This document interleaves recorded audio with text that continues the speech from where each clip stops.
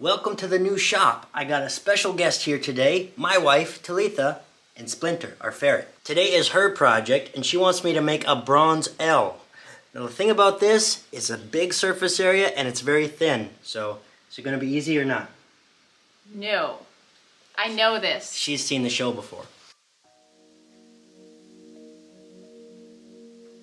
Now the reason why this might be a little more difficult is because when you have this much surface area, the heat likes to dissipate so quickly that it's hard to fill all the corners. So Splinter says we need lots of runners and we're going to try to get the heat in as fast as we can. The L goes into a box called a wooden flask and then is coated with limestone powder to keep the sand from sticking to it. This project won't be done by me. I'm just the guiding eyes behind it. This is her project. But sometimes I struggle to get projects to turn out, so hopefully my guidance doesn't lead her astray too much. Just like they do it at Lundgren Bronze Studios. A fine even coat of sand will help capture all the details, and even though this piece isn't very detailed, you need a fine even coat so there's no flaws in the sand that will be captured in the metal as well. Once I have a fine even coating, I start putting the sand on a little bit faster, as long as I don't disturb that fine even coating underneath. And we have dirt on the fingernail. This is a big problem. It's our first casualty. The sand is then expertly compacted.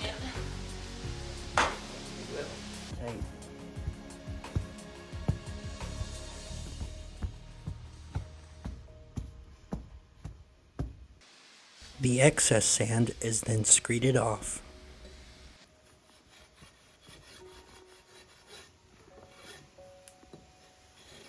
Okay. And then the first part's done.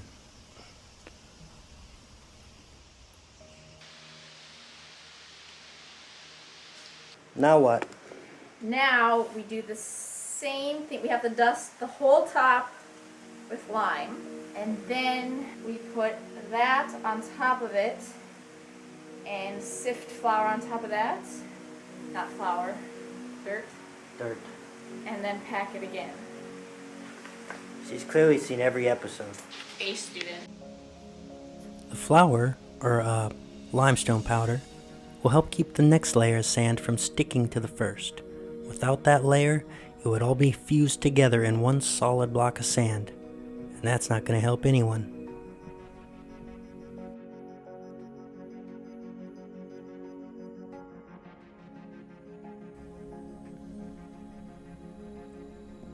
The next layer of sand is evenly spread just like the first. Even though only one side will show, I'm still going to make both sides smooth and finished.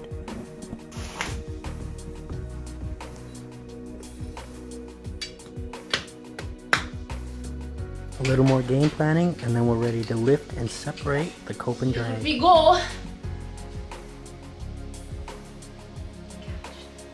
These boxes full of sand are pretty heavy.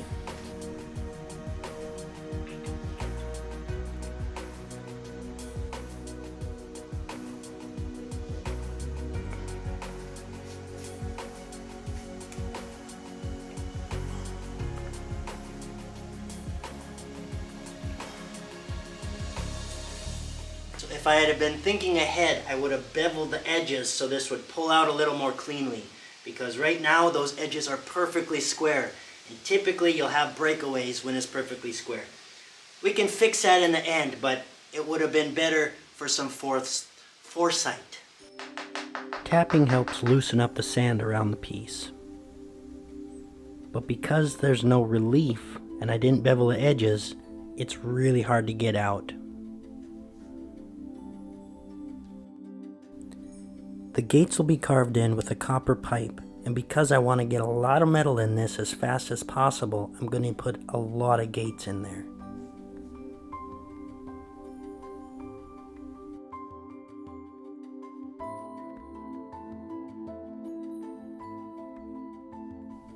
For venting, I'm going to use a welding rod and poke a lot of holes in the cope. Sometimes that works, but sometimes it needs more. We'll see. The sections are put back together, and now we're ready for the metal.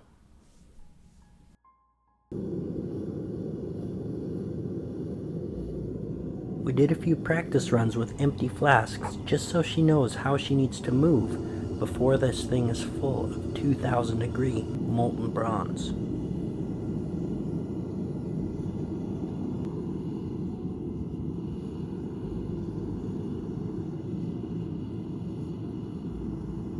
Okay, go slow, don't rush, but... You just said to rush. No, it's a adrenaline rush. Go slow. Careful. Oh my gosh, it's heavy. Oh, it did come off. I don't know, I didn't twist it. That's fine. Oh, it's so hot. Yep. Keep it going, steady.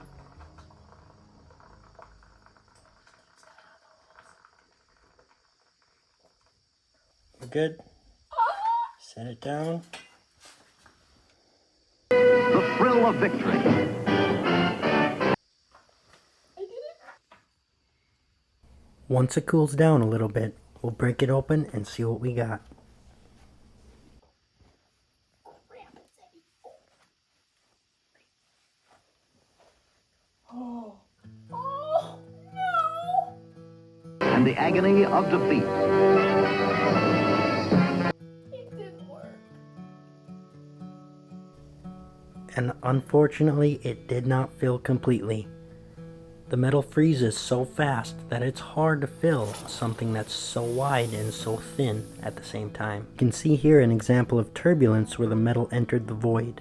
Turbulence is something you always fight.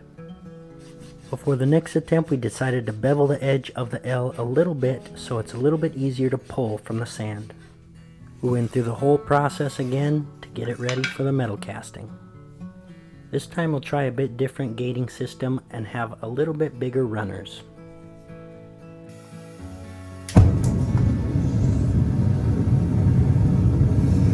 What did I do? The metal's remelted and it's ready to pour again.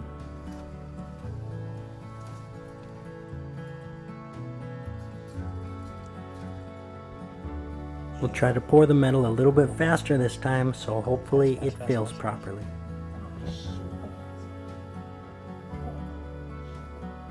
That's fine, that's fine. That's fine, it's full. Is it full though? It's full.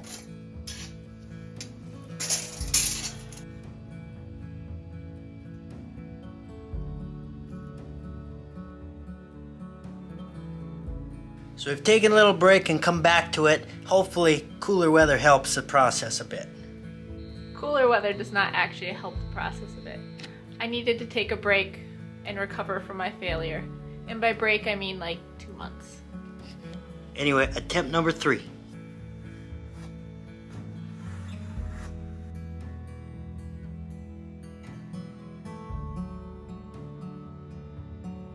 So on this one, we added this smaller piece of wood here, and that's going to act as a runner for the metal.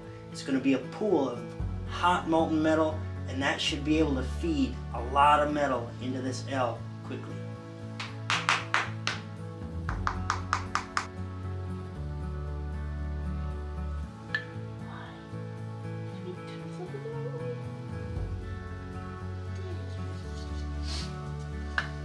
So we have a bigger runner for metal, more gates, and more vents.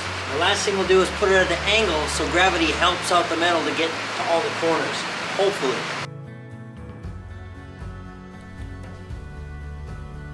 To put it at an angle, I simply put it on a board and then propped another board underneath that board to give it an angle.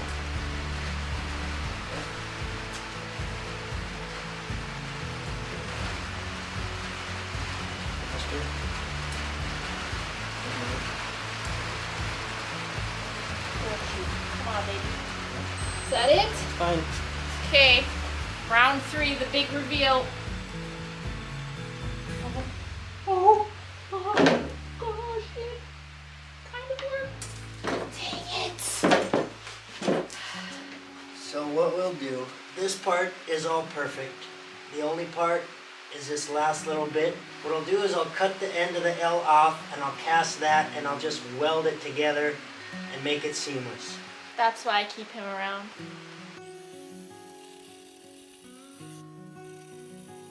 So I'm always talking about shrinkage here. You can see how much shrinkage there was. This edge is completely flush.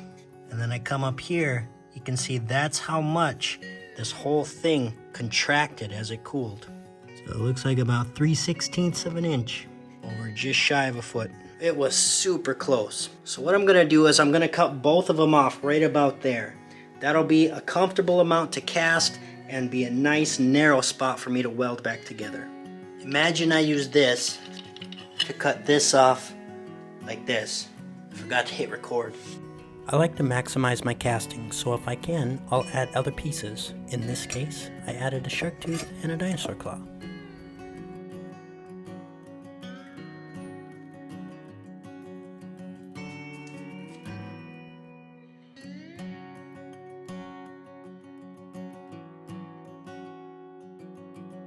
And when I cast this, I had a massive breakaway in the sand because the edges are so square. But I figured I'm just gonna cast it and metal chase it away. So I'm gonna cut this off, sand it, and you'll never even know. Someday I'd like to get a bandsaw, but until then, I'll just carefully use my angle grinder.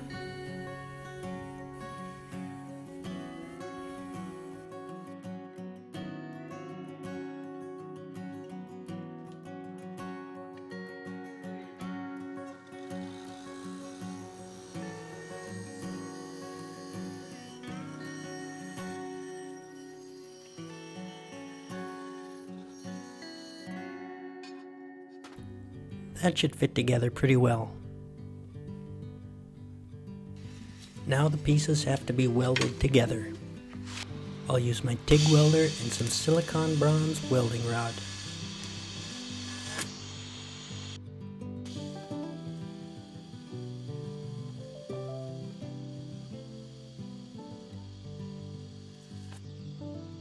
So there, it's all welded together. I was gonna use this piece of drip as my welding rod because if you use the same metal from the same pour, you know the color's gonna match precisely. I just grabbed a welding rod and started welding. The color usually matches just fine, but if you're ever worried about it, use a drip or pour some of your own welding rods. Then there's no issue with color. To get a clean finished surface is actually more challenging than you might think. I did the best I could with this small equipment, but it would be nice to have a really big sander to get it all smooth all at once.